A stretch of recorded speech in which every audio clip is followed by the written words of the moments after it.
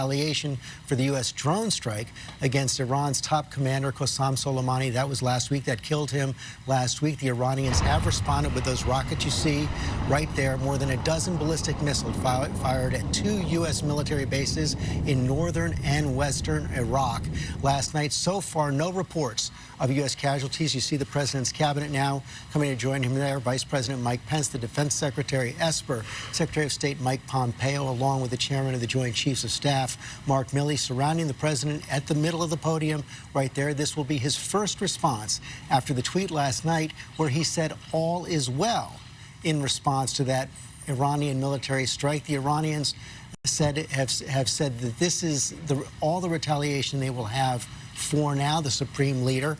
They also claim there were dozens of U.S. military casualties in the strike, but as we've said, the Pentagon has said no American casualties in their initial damage assessments. Last week, President Trump ordered that drone strike, saying that General Soleimani was planning an imminent attack against the United States. That is coming in for some question on Capitol Hill, as the intelligence has not been released. But so far, at least, we've seen the Iranian retaliation right now, missile strikes which have caused no American casualties. The big question right now, will the president choose to escalate his response or to take this as an opportunity to calm the crisis down? The Iranians in their first messages said that is what they want. The president is responding now.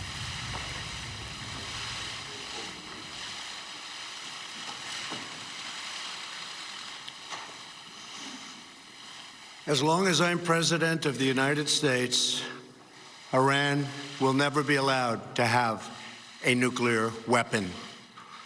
Good morning.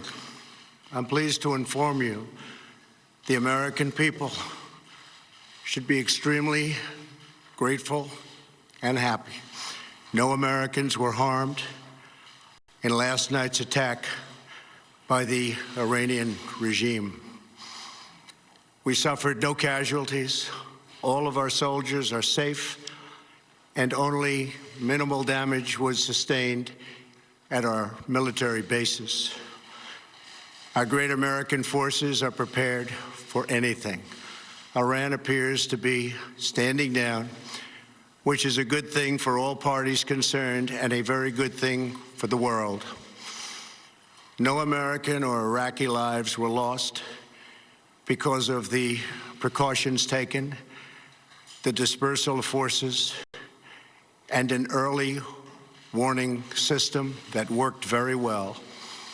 I salute the incredible skill and courage of America's men and women in uniform.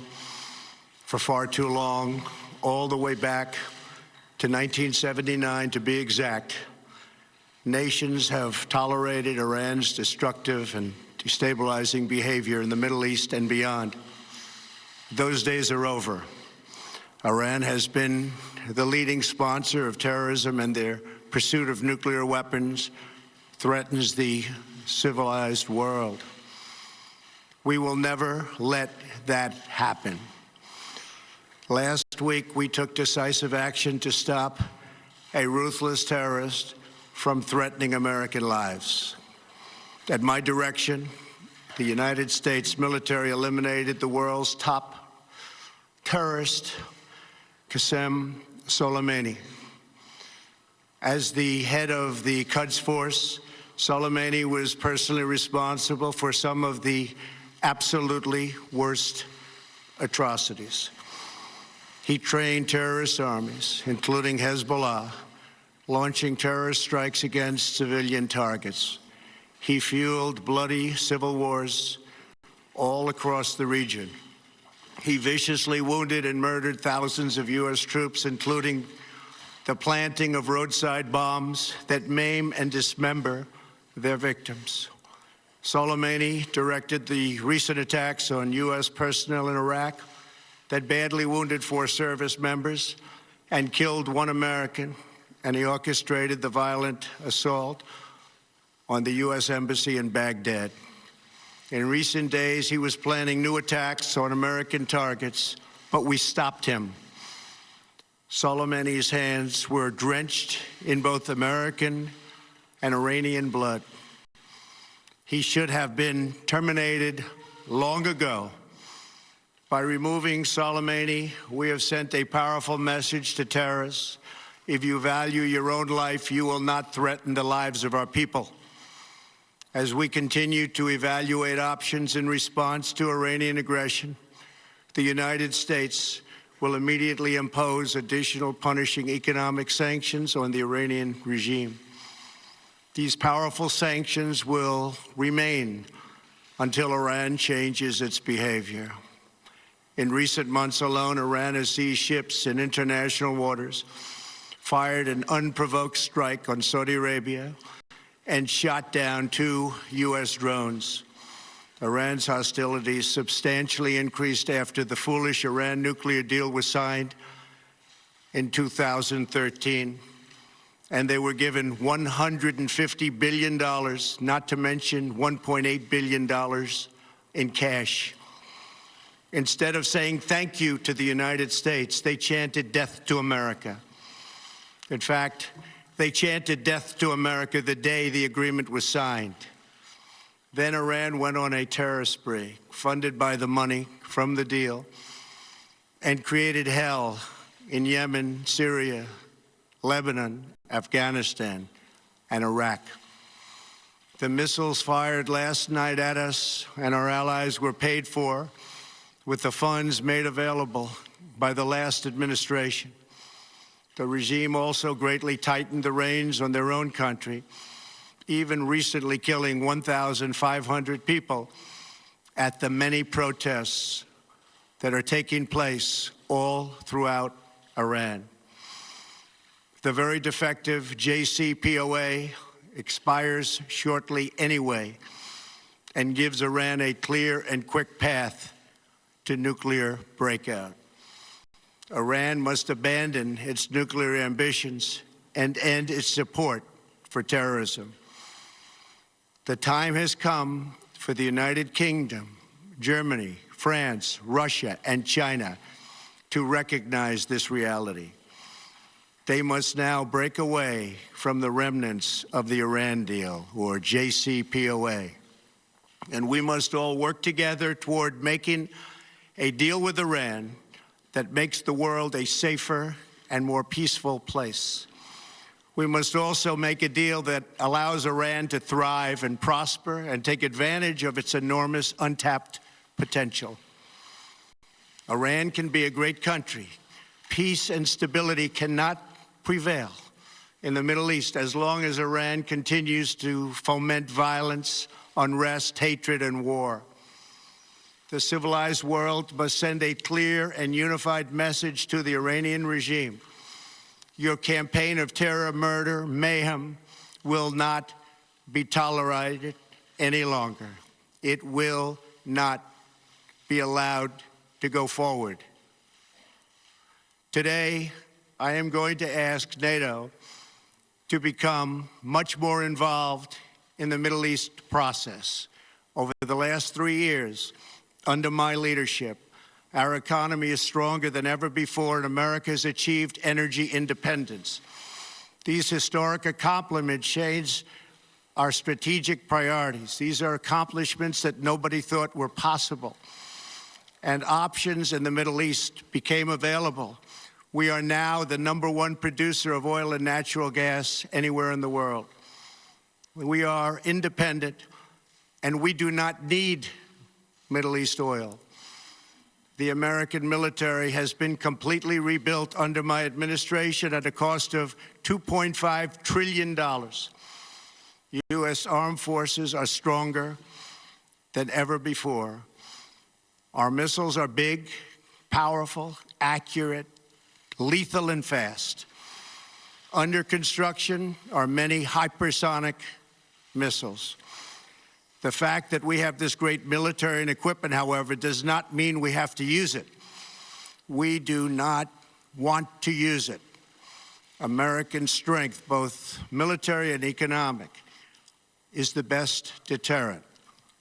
3 months ago, after destroying 100% of ISIS and its territorial caliphate, we killed the savage leader of ISIS, al-Baghdadi, who was responsible for so much death, including the mass beheadings of Christians, Muslims, and all who stood in his way. He was a monster. Al-Baghdadi was trying again to rebuild the ISIS caliphate and failed. Tens of thousands of ISIS fighters have been killed or captured during my administration. ISIS is a natural enemy of Iran. The destruction of ISIS is good for Iran, and we should work together on this and other shared priorities. Finally, to the people and leaders of Iran, we want you to have a future, and a great future, one that you deserve, one of prosperity at home and harmony with the nations of the world. The United States is ready to embrace peace with all who seek it. I want to thank you, and God bless America. Thank you very much. Thank you. Thank you.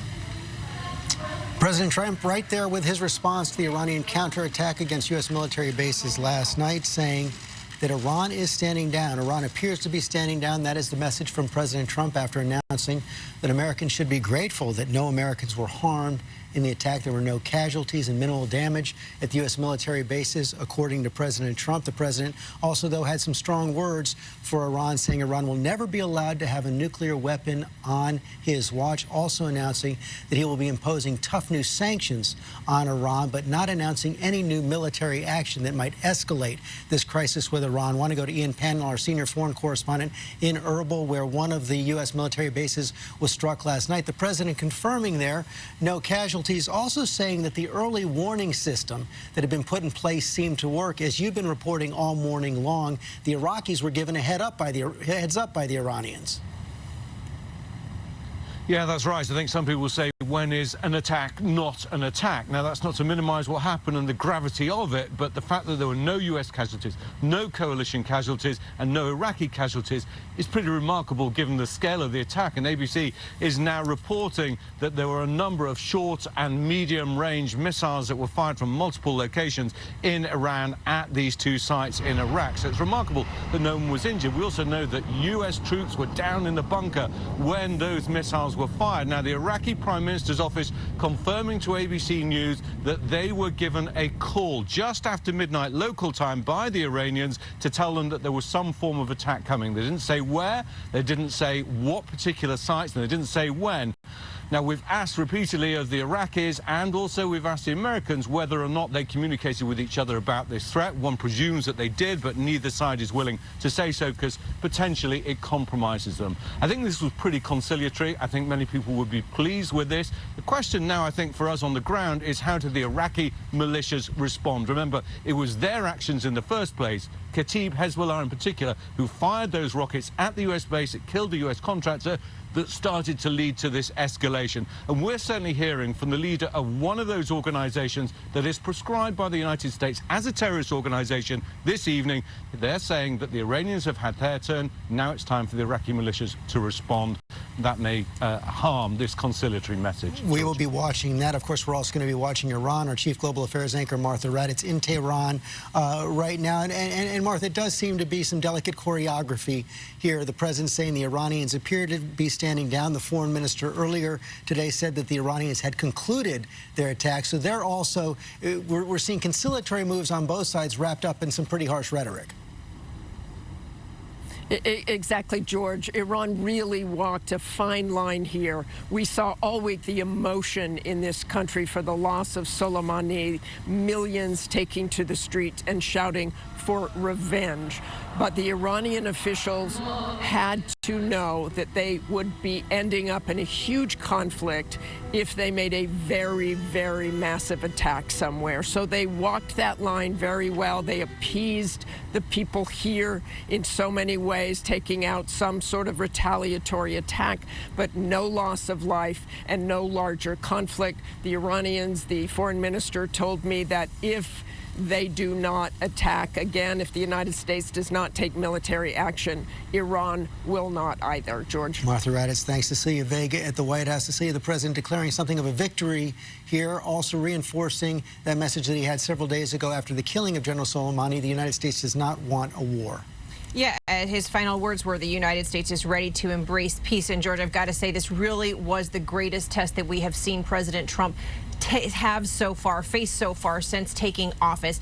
You know this, just a few days ago, hours, frankly, before that strike hit yesterday, he was using that strong rhetoric, talking about any retaliation by Iran would be met by a disproportionate response from the United States. We are really seeing him walk that back off the ledge here today. And as Ian said, a lot of that will be, I think, come as a sigh of relief for many people watching the tensions increase over the last few days here, despite the mixed messaging, despite the fact that the White House still has yet to give a consistent answer on what started all of this and the why now, on why we struck Soleimani in the first place.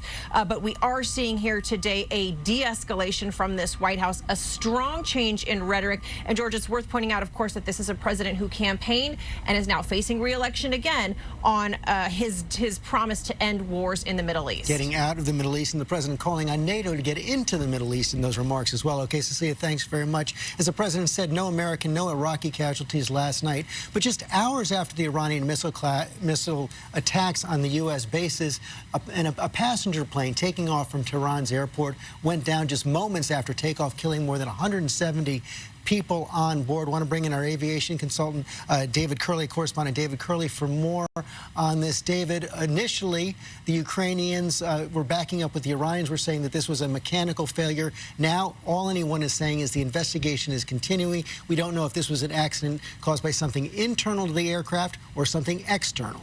What we do know, it appears, George, is that there was some catastrophic failure. That can be three things. An engine could blow up and blow apart the fuselage. There could be a bomb on board, or the possibility that it was shot down.